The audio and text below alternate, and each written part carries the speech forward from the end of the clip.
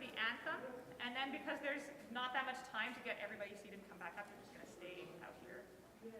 What we have been doing is the anthem, there'll be the offering, stay up, sing the hymn, and then you can also stay for Spirit of Life as well, so we can sing that. Sounds good? Thank you. I'll take a seat. So, after the anthem, we should know each other.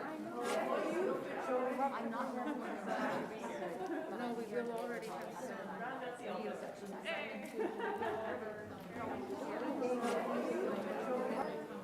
There she is. Okay. It's really dark. Because in the garden we see each other with our masks. There she is. Okay. It's really dark. Because in the garden we see each other with our masks. They broke into his stair. Oh, he's a guy in the college.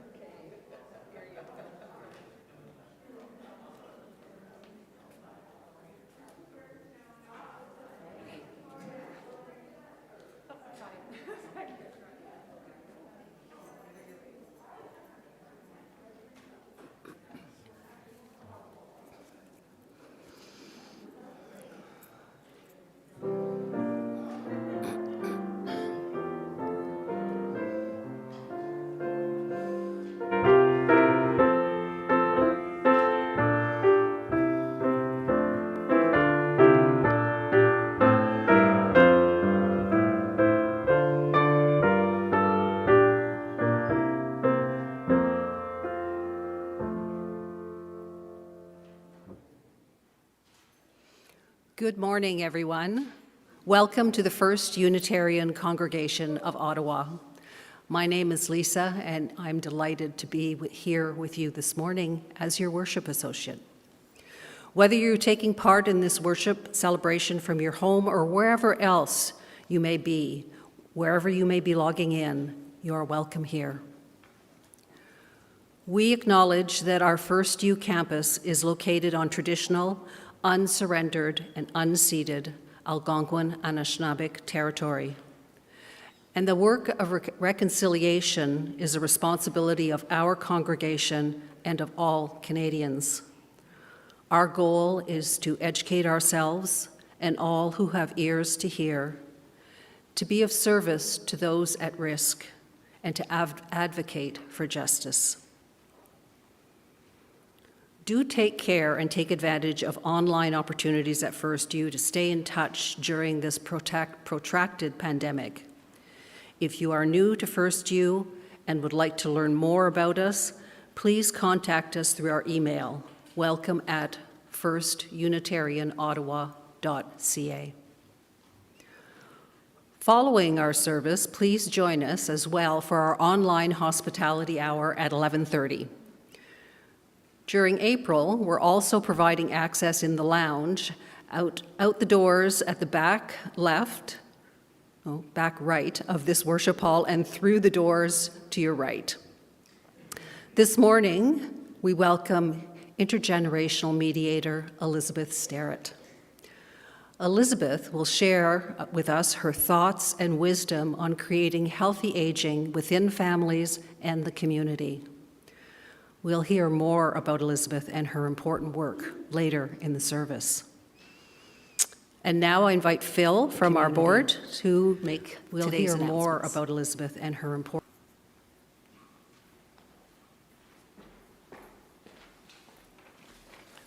Good morning. The good news is I managed to get all these on one page. There are more than the usual number of announcements, but at the end, there are not one but two rewards, so listen carefully. First, campus planning. There were about 80 attendees at the town hall held last Tuesday, April 19th. A lot of positive information was provided about the next project phase, including information about the Ontario Aboriginal Housing Services, last Tuesday, which is being considered as a potential candidate for our affordable campus development project phase. There were about 80 information spoke about the town housing process, last Tuesday, which is being all of our hopes for the project. Participants had the opportunity to share their remaining concerns in small groups, which the board will be studying. They're studying the concerns, not the groups. If you wish to watch the recording of the presentation, it's available on the campus planning part of the webpage on our website. Next, the AGM. Members and interested non-members are encouraged to attend this year's AGM on Sunday, May 1st on Zoom. Members should have received an email, a formal notice this past Thursday to attend, and all meeting information is available on the members page of our website. Members and observers will need to pre-register to receive the Zoom link for the meeting by email, and you are encouraged to pre-register early. You can also find the pre-registration link in this week's EUU newsletter. You should join the meeting by 12:30 so that you are registered to vote. Then you'll have a chance to chat with other congregants before the meeting formally begins at 1. Note there will be no Zoom hospitality hour next Sunday. We'll have the AGM instead. Next, the financial meetings. The AGM will approve financial statements for 2021. If you're interested in the details of these financial statements, or you want to ask other questions about the AGM motions, there are Zoom meetings for this purpose on Monday evening at 7 p.m. and Thursday morning at 10 a.m. Zoom links for both of those are in EUU. The Treasurer, me, Phil, and the Vice President, Brent Nicole, will both be there to answer questions. Thank you for listening. Now for your rewards. First reward. The online auction was a huge success. We don't have a final count yet, but Bytown auctions were really easy to work with, and we should do it with them again. And the second reward, mark your calendars, May 29th for a barbecue after the service. May 29th, barbecue. Thank you.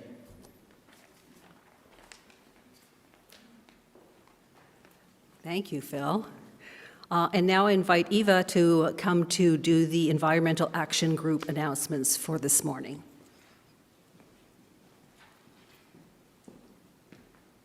Thanks, Lisa. Well, we made it. It's the end of our Spring Free from Plastics campaign. And so you still have an opportunity for that final participation to share your successes and frustration. And we're encouraging you to fill out the final week questions and leave it in the box at the back of Worship Hall or email it to Donna Bowen-Willer. Donna, bless her soul, is going to compile all that feedback and share it back with us so we can all learn how we can get rid of all those nasty plastics that we're using. And join us later today for Hospitality Hour, and we're going to have a plastics wrap-up then. Thank you.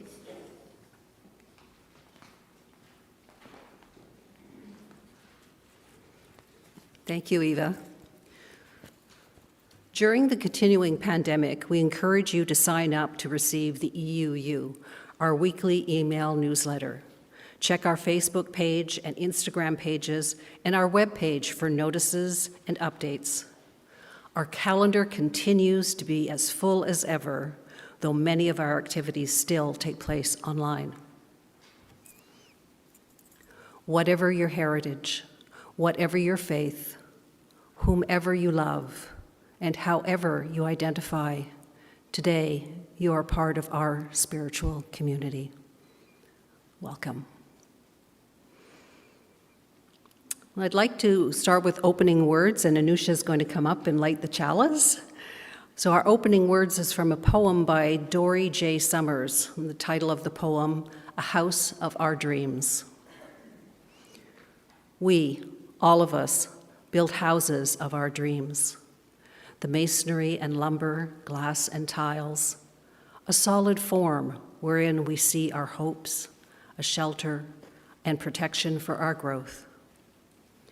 This house shall be a dwelling place for courage, for integrity, for love, engendered, nourished by a family that speaks of we and means all humankind. These walls shall represent the privacy and dignity of individuals, the open doors, a welcome to all people, all ages, and all generations. The windows shall keep light of inquiry illumining from outside and within. May all words spoken here be born of love, and energy rekindle in the hearts of those who dreamed this house, who plied the tools and paid the price to actualize the dream. May dreaming never cease from within, who know the world to be a troubled place, but dare to struggle with imperfections toward the brighter hope, that better day.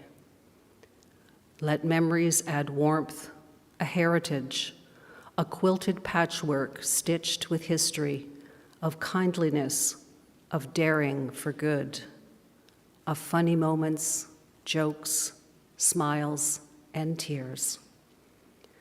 This is a precious place, as every home that shelters those who love and strive and share. Its blessings is in the lives that meet within, in living, learning, caring, sheltering here.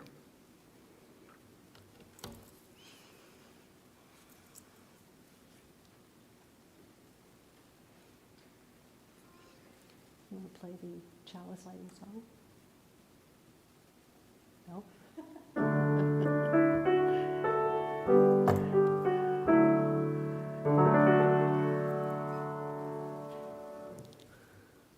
Thank you, Jen and Anusha, for lighting our chalice this morning. And now our opening hymn. We are hymn 1051 in the Teal hymnal. For those here in Worship Hall, please feel free to hum along. For those elsewhere, if you have a hymnal with you, please do sing along.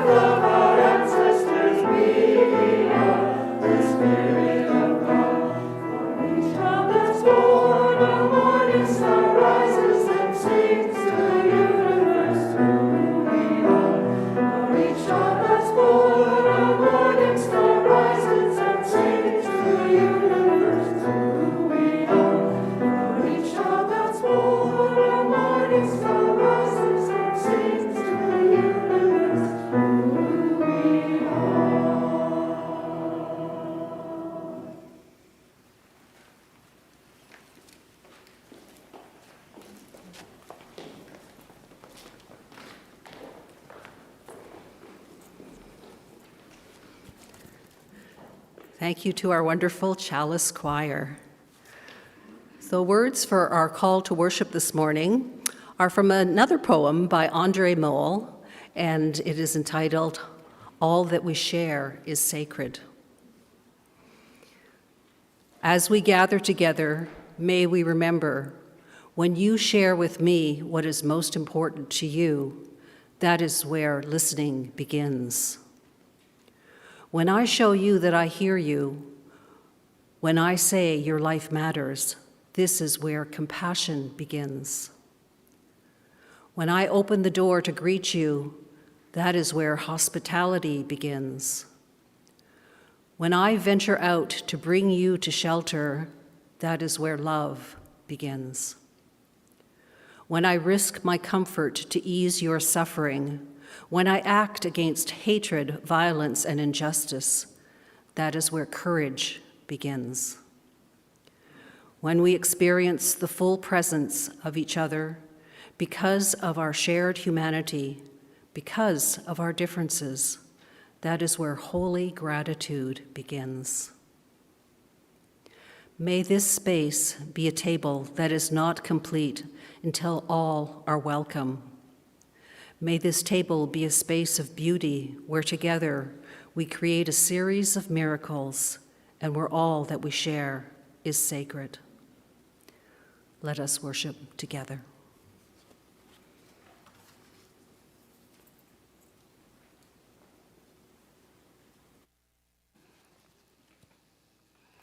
I'm Reverend Ellen Bell. I'm the spiritual care visitor for this congregation. And at this time in the service, we invite people to submit their joys and sorrows. And we recognize these by placing stones in water and allowing the ripples to take those thoughts out to the universe where they may be commiserated with or celebrated. A sad stone this morning, recognizing the death on March the 12th of Betty Stern. I just found out about it this week. There is a caring card for Betty at the back, which I encourage everybody to sign.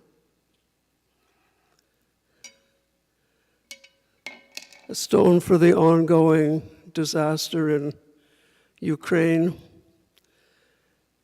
May wiser heads prevail at some point. And for all the other conflicts going on in the world, and all the many millions of refugees that are a result of these conflicts. And one last stone for all the joys and sorrows held in our hearts. We will now have a moment of silence.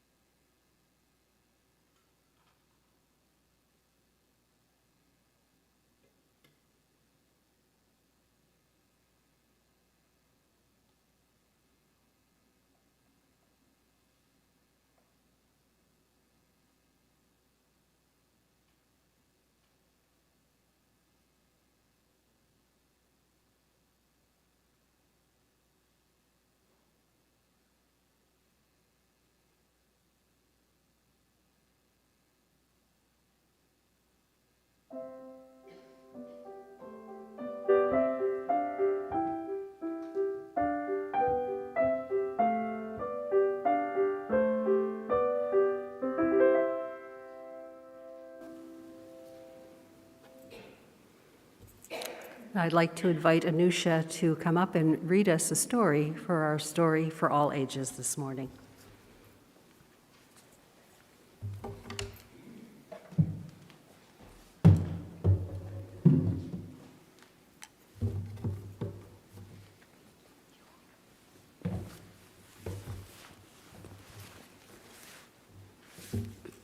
Hi, I'm Anusha. The book I'm going to be reading is Love You Forever.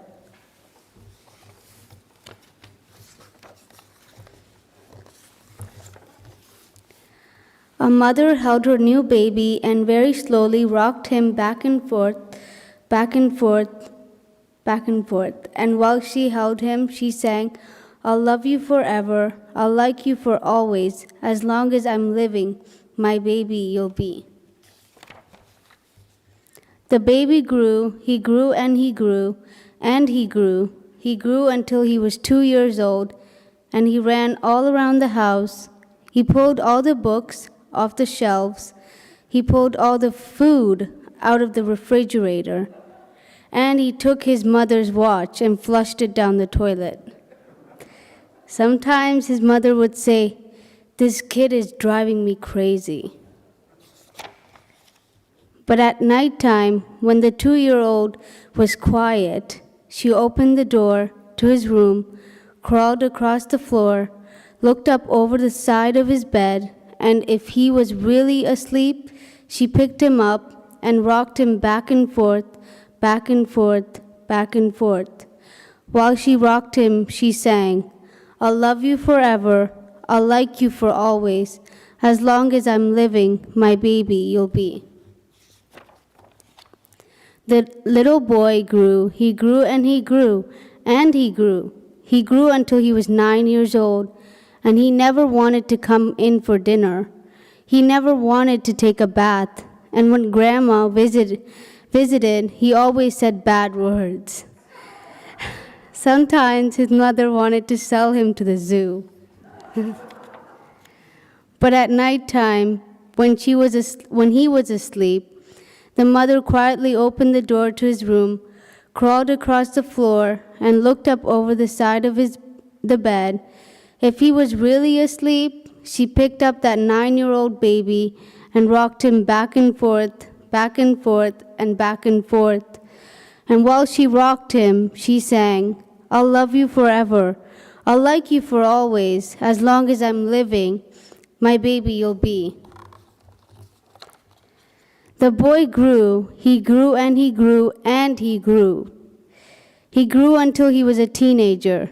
He had strange friends, and he wore strange clothes, and he listened to strange music. Sometimes the mother felt like she was in a zoo.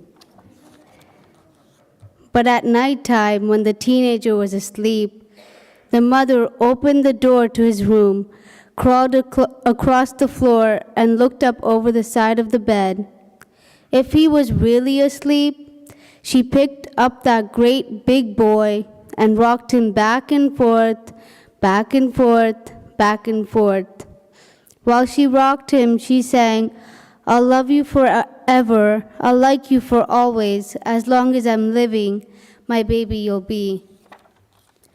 That teenager grew, he grew and he grew and he grew. He grew until he was a grown-up man. He left home and got a house across the town. But sometimes on a dark night, the mother got into her car and drove across town. If all the lights in her son's house were out, she opened his bedroom window, crawled across the floor, and looked up over the side of his bed. If that great big man was really asleep, she picked him up and rocked him back and forth, back and forth, and back and forth. While she rocked him, she sang, "I'll love you forever, I'll like you for always, as long as I'm living, my baby you'll be." While that mother, she got older. She got older and older and older. One day, she called up her son and said, "You'd better come see me because I'm very old and sick." So her son came to see her. When he came in the door, she tried to sing the song. She sang, "I'll love you forever, I'll like you for always." But she couldn't finish because she was too old and sick. The son went to his mother. He picked her up and rocked her back and forth, back and forth, back and forth. And he sang this song, "I'll love you forever, I'll like you for always, as long as I'm living, my mommy you'll be." When the son came home that night, He stood for a long time at the top of the stairs. Then he went into the room where his very new baby daughter was sleeping. He picked her up in his arm and very slowly rocked her back and forth, back and forth, back and forth. And while he rocked her, he sang, "I'll love you forever, I'll like you for always, as long as I'm living, my baby you'll be." The end. Thank you.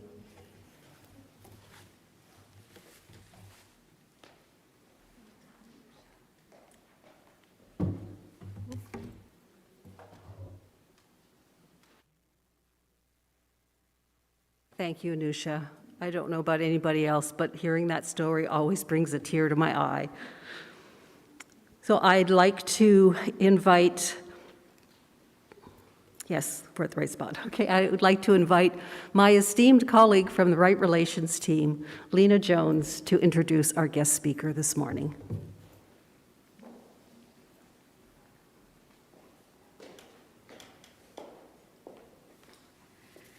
Thank you, Lisa. Good morning. It is my great pleasure to introduce today's guest speaker, Elizabeth Sterritt. Elizabeth is a friend and a colleague of mine from my working days as a family consultant and mediator. After retiring from her teaching career, Elizabeth began a new career path to become a mediator. After completing a certificate in mediation at Carleton University, she approached me to act as her supervisor for the internship that is required for the provincial accreditation as a family mediator. Having successfully completed that step, Elizabeth was still looking for new challenges and went on to take further training in elder mediation. At that point in time, over 10 years ago, elder mediation was a new and emerging field in mediation. And in fact, I have just recently learned that earlier this year, the Provincial Mediation Association officially approved changing the title elder mediation to intergenerational mediation. That change was necessary to avoid any confusion amongst members of the public between mediation that is offered in Indigenous communities by elder mediators, as opposed to mediation for families who are dealing with elder care issues.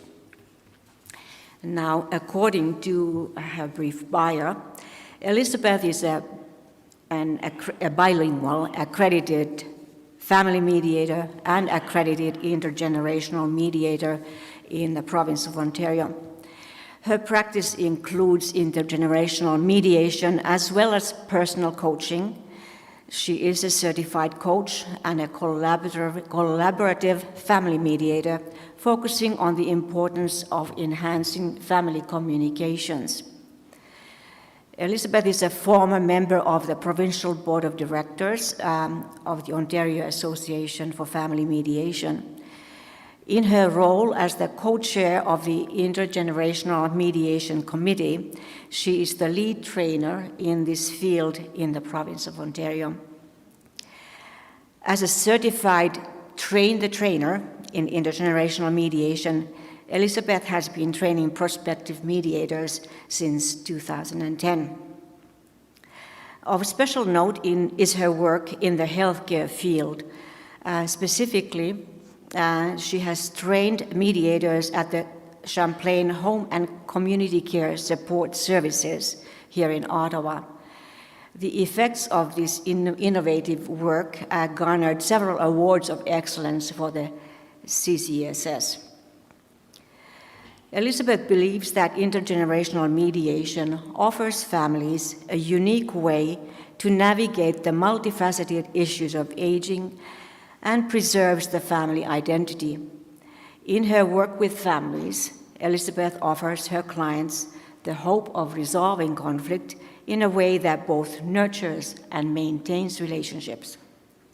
We are fortunate this morning to have an opportunity to hear about this important service to families.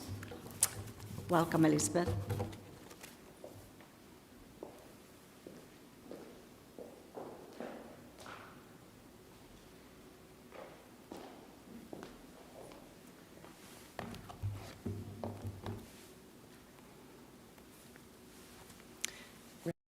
Just the same, thanks. Aspirins didn't seem to do any good at all. And I can assure you that I was the one privileged in learning from Lena the expertise that she offered to the Ottawa community and to the mediators in the province of Ontario. So, good morning. This gives me an opportunity to share with you my passion for intergenerational mediation. Intergenerational mediators provide families with an innovative approach to resolving their conflicts. The many age-related issues experienced in our society today demand a fresh approach to family conflict.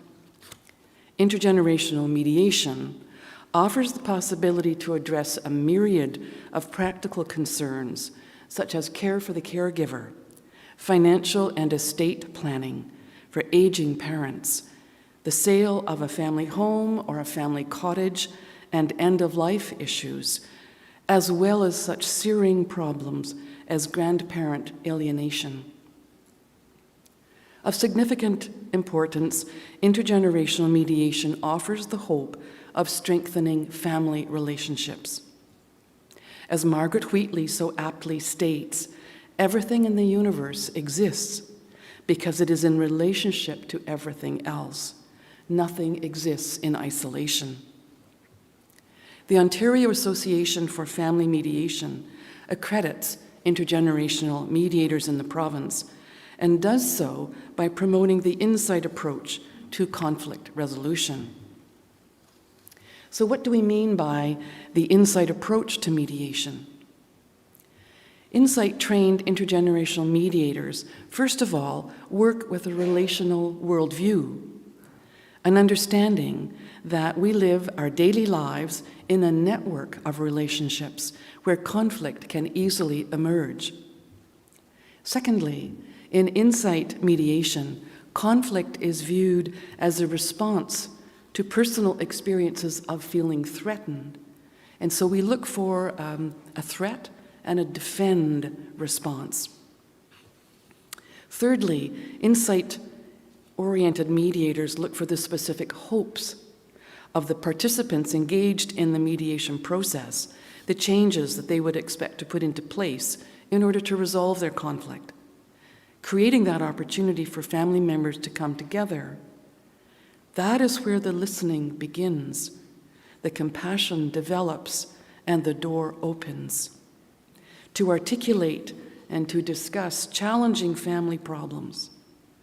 Insight conversations set the tone for preserving the family identity through an exploration and dialogue of the participants' hopes and desires for transformational change. The need to make critical, life-altering decisions at what can be intensely emotional and difficult times may lead to hostility among family members. Old resentments from childhood may resurface. Disagreements about how to proceed for caring for aging parents or older siblings may arise and contribute to new family conflicts. Through the insight approach to intergenerational mediation, mediators welcome the chance to work with emotions, representing the deep-seated values of individual family members. These heightened emotions commonly indicate an immediate need to focus on them, to explore them, to examine their importance in conversation. Working in a milieu that frequently involves a multi-party, multi-issue, multi-generational conflict means that by using an insight approach to facilitate the conversation, the intergenerational mediator supports collaborative family involvement in deepening the meaning-making at the heart of the conflict.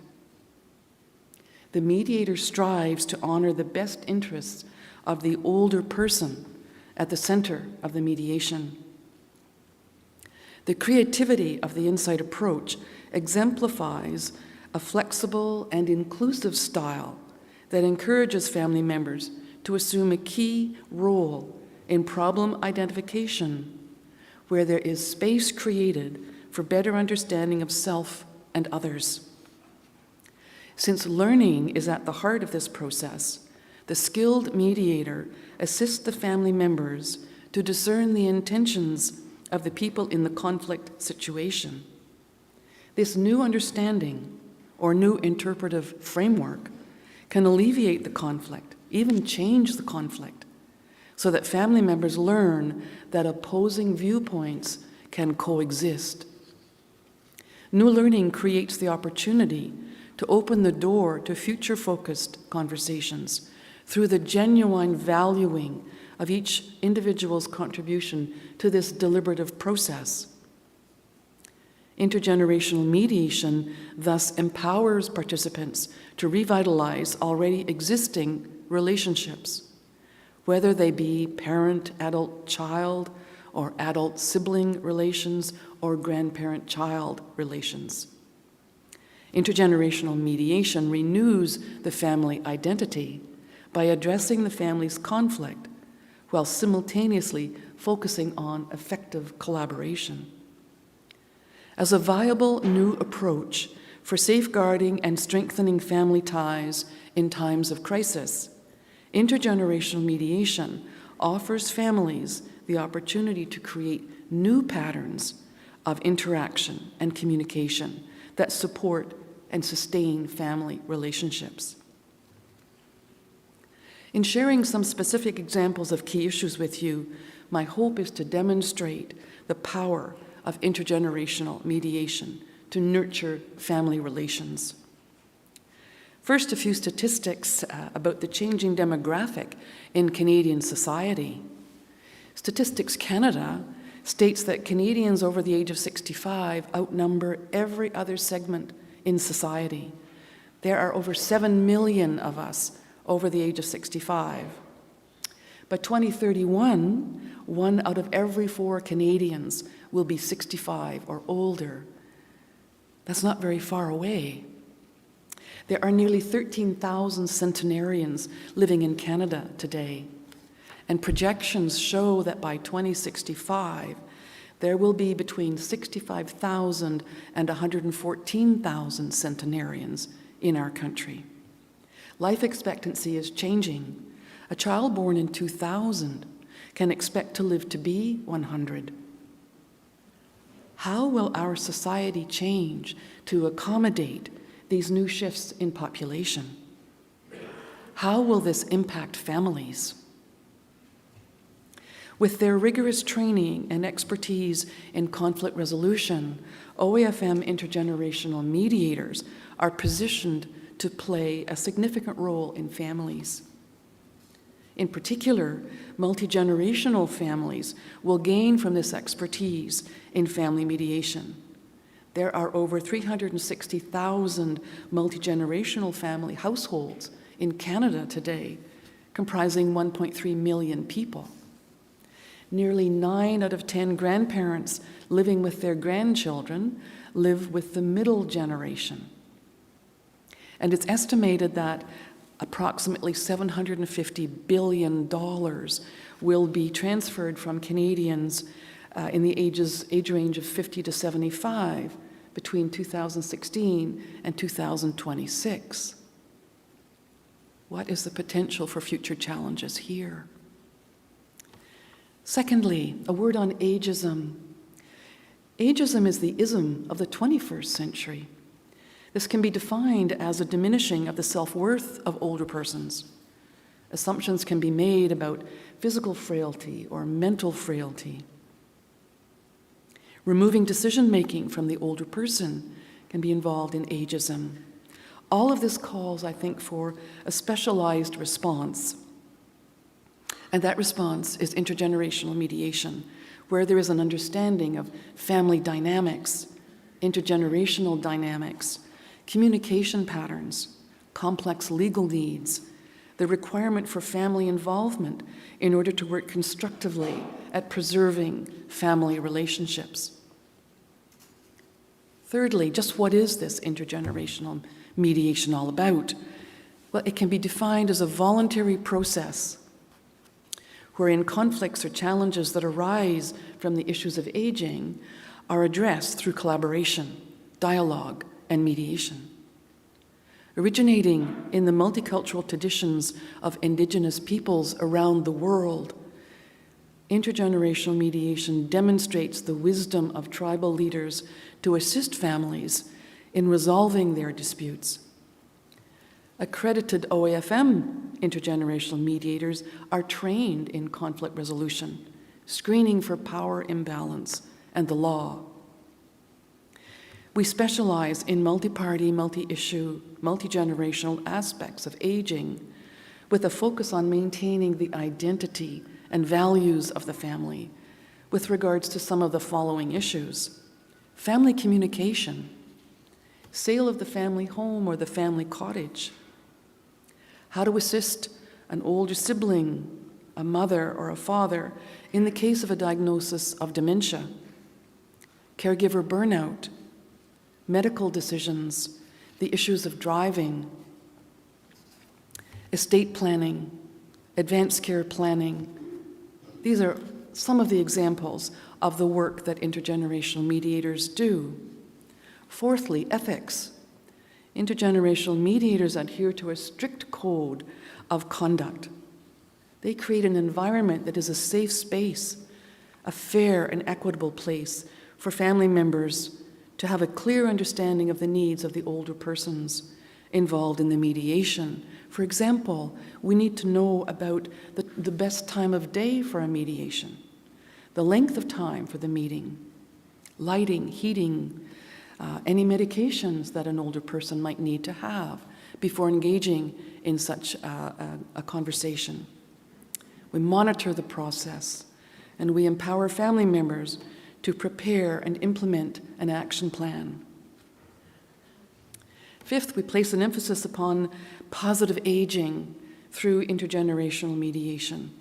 This embraces all aspects of the aging process, understanding the need to engage both in inner work and outer work, opening the door to intergenerational lifelong learning.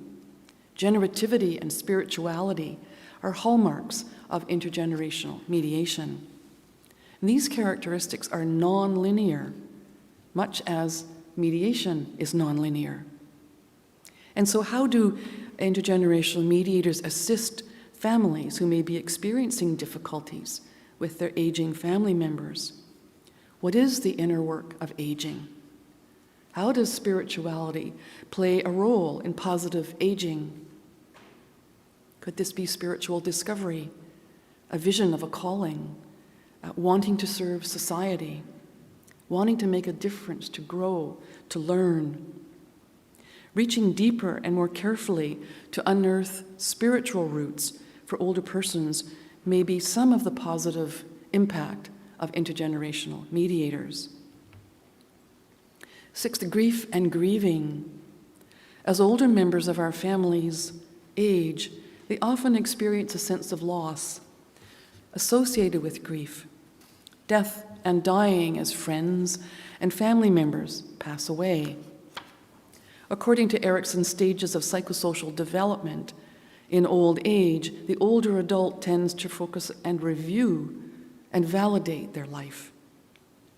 They look inward as they integrate their previous life, their life experiences, and they accept themselves for who they are.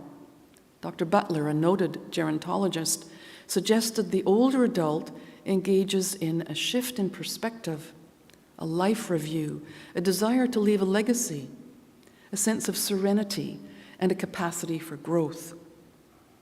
And so spiritual aging brings insight into one's life, a period of continued loss. For example, a loss of access to certain activities that we had previously engaged in, recognition of events out of reach, shut in, or being infirm, a realization that life is finite, with possibly not a lot of time left. The possible loss of hope for the future, and the aging brain. What about dementia? So the intergenerational mediator helps the family with a diagnosis of dementia. I want to give you an example, to share an example with you of a file that I dealt with in the healthcare setting with a family that had made the promise. You know what I mean by the promise? When families make the promise never to place their older family member in a home. And this family had made that promise to the father, and the father was in the latter stages of dementia. The son and his wife were caring for this family. And unfortunately, the wife was diagnosed with cancer, and this was the second time, and she needed to have very urgent surgery. And so the family came together for an intergenerational mediation. And there were 3 different generations there, a granddaughter, the various sons and daughters-in-law, sons-in-law, and the mom and dad who were looking after the dad. The older dad was not there because out of respect for him, it would not have been a good place for him to be. And so what they did, they established a circle of care. And what they did, they created, after much discussion, they created a Facebook page so that everyone would have an idea of what was happening with dad and with the son and daughter-in-law who were caring for dad. They took turns taking people to appointments. Of note, a sister-in-law swapped homes with the son and daughter-in-law who were looking after the older dad. And so they did this. They moved into the home where dad was being looked after. And this was so that after her surgery, the daughter-in-law would be able to rest and recuperate in her sister-in-law's home. It worked out very well for this family. They came together in a period of crisis. They solved a problem. They talked about it. They collaborated, and it worked very well for them. And so what we see then is that the intergenerational mediator weaves these concepts together into working with the family while understanding that older adults may be grieving themselves. And as intergenerational mediators, we work to do no harm under any circumstances. And so there are also what we call deathbed mediations. And my thinking here is that this requires a great deal of training for the intergenerational mediator, not to go there without significant training. Lastly, we look then at the issue of advanced care planning, the role of education and preparation as we work with our aging clients. With the proactive family dialogue, we talk about wills, powers of attorney. And it's important to notice that one family I worked with their aging mother, there was no power of attorney. And so the LIN, what used to be called the LIN, could not accommodate this person. And so that aspect of being well protected, having a will, having powers of attorney. Advanced care planning for last wishes for the older adults is extremely important so that the decisions are theirs, not someone else's. As Aristotle stated, education is the best provision for old age, and these are 2 essential aspects for the preservation of family relationships. And the future is now.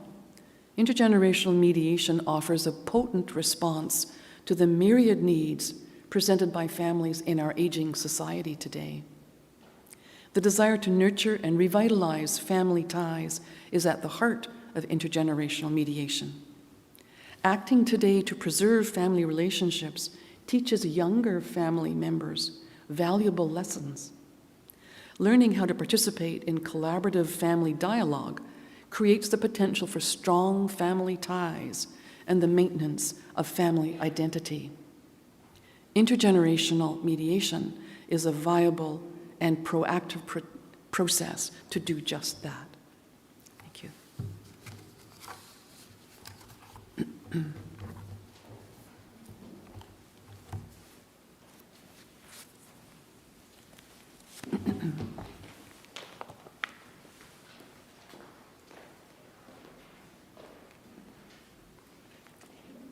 Thank you, Elizabeth. It is very clear that you are passionate about intergenerational mediation, and thank you for your presentation this morning.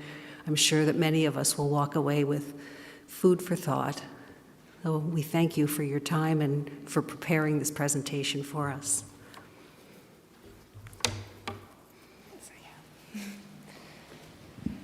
Today's anthem will be performed by the Chalice Choir, Alleluia Incantation by Andrew Miller.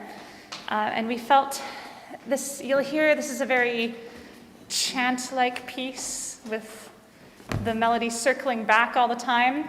It's also going to be accompanied today on the singing bowl played by Lisa. So in thematically carrying this idea of the circle with us as we sing this. Thank you.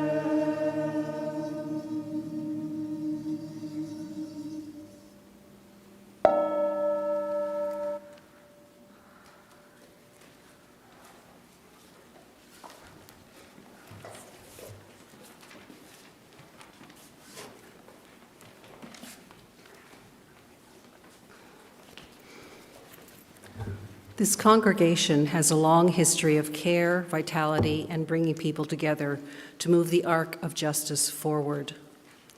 We have been able to live into our hopes and dreams because of the generosity of those within and beyond this community. Whether you are here in Worship Hall or anywhere else, you are part of this community. To make a gift in support of the work of this congregation, you don't need to use the baskets that will soon be making their way among the pews. Wherever you are invited to go to our website or contact our finance manager to find out how to make a donation or to keep up with your pledge. Our gifts are freely given and gratefully received. We dedicate these gifts to the work of this community of faith, serving human wholeness, caring for the planet, upholding religious freedom, welcoming the stranger, and loving one another. And now for our closing hymn. Again, for those here in Worship Hall, please feel free to hum along. For those elsewhere, if you have a hymnal with you, the song is Break Not the Circle, hymn number 323 in the gray hymnal.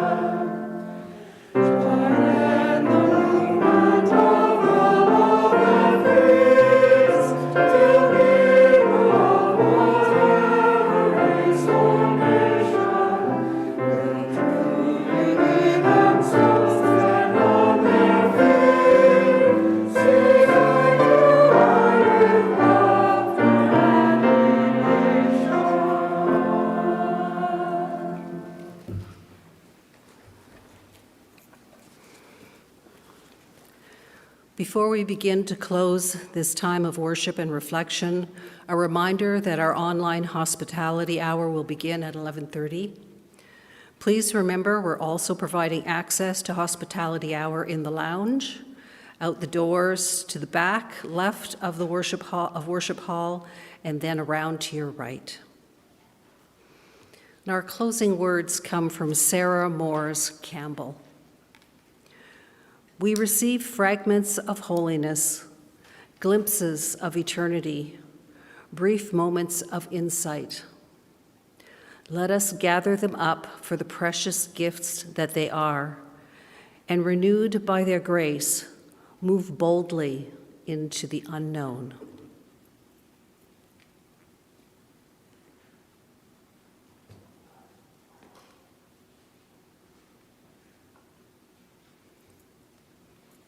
This morning's chalice is extinguished. The spark of our connections and faith remain. Let us hum or sing, if you're up here on the stage, Spirit of Life.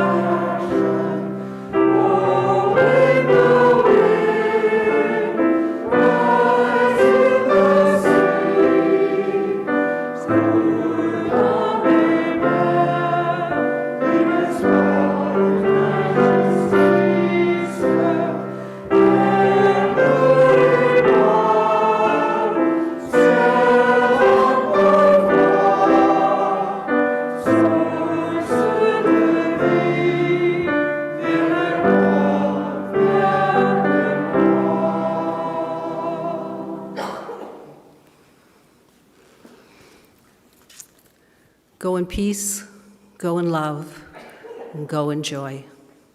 Thank you for being here this morning.